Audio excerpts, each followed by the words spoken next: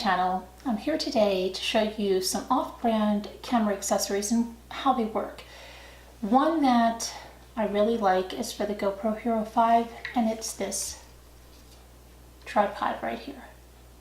It is sturdier than the GoPro that they make, in my opinion, because that one did not have such nice thick legs like this. It has this ball joint here so you can turn your camera in all different directions, and you can even, comes down so it can go straight out or like that. Really very good.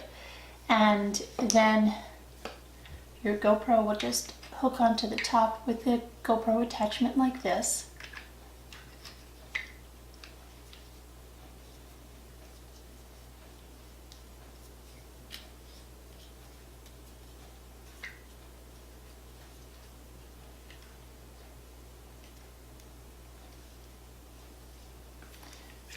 Okay, and so you can put it down on a surface, or the other thing I really like, you can just have this packed along. Whoops.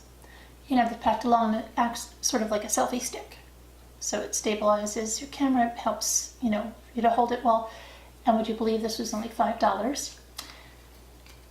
The regular price on Amazon, I think, is it's under $10, but I have a site that gives me additional coupons and discounts that I'm going to tell you about and show you how to use.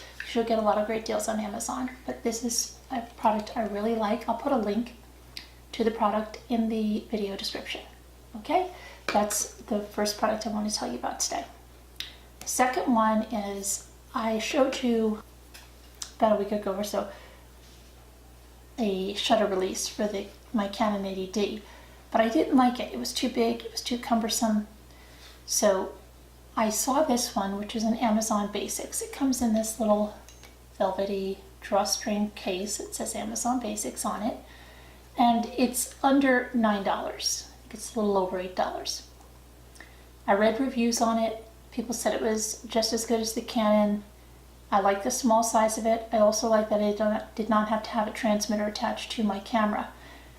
Now, I took a video of this the other night, but something happened and I can't use it, so I have to do this again. But it just comes in this cardboard box from Amazon, and it's simple. I mean, there is an instruction booklet. I didn't even really need it. I demonstrated it right on camera. All you have to do is remove the little plastic tab that keeps the battery from being consumed while it's in storage and shipping and all that. And just set the drive on your camera to timer. You just click it and it works. Now, you have to come around through the front with the signal, but that was the same as my Canon, so that's not any different, and it's not that hard to use to do that, while you're taking photos even straight ahead, because you can come around by the side. So I use this mostly in bulb mode when I'm taking pictures of fireworks and stuff. It's great because you can release, you can press it twice, the shutter opens once, and then you can close it, and it works very good for bulb mode. It also is great if you're doing self-portraits and everybody's in the picture. It's inconspicuous that you could just hide it in your hand, or give yourself the few seconds and then just put it next to you. So really, I'm very, very impressed with this, very happy with this. Much better than the other one that I showed you. The other one is just way too cumbersome. So I'm going to stick with this one.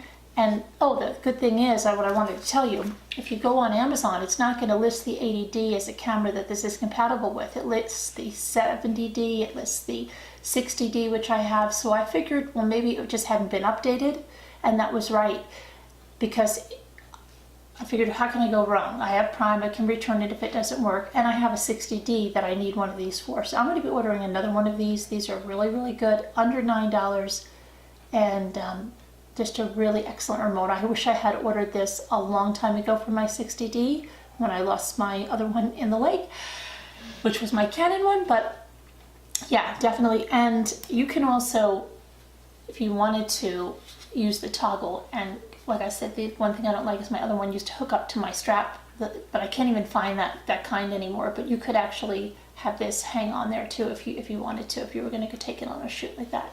But very nice. And I'm just going to switch cameras here so you'll be able to see. I'm going to do the GoPro Hero 5. It'll be a good test to see the difference in them. And I'm going to bring the 80D down to show you how this works on the 80D, because it's not listed on Amazon that this works with an 80D, but it definitely does. All right, 1 minute while I make the switch. I have the Canon 80D video creator right here. And the only thing I have to do, whoops, we change it to photo mode, but I'm going to change the drive. So, I mean, if you have this camera, you should know about the drive. So you just change it to the timer, okay, which I just did. And now just watch. There was no setup out of the box. The only thing I did is pull the tab. So this definitely works on the 80D.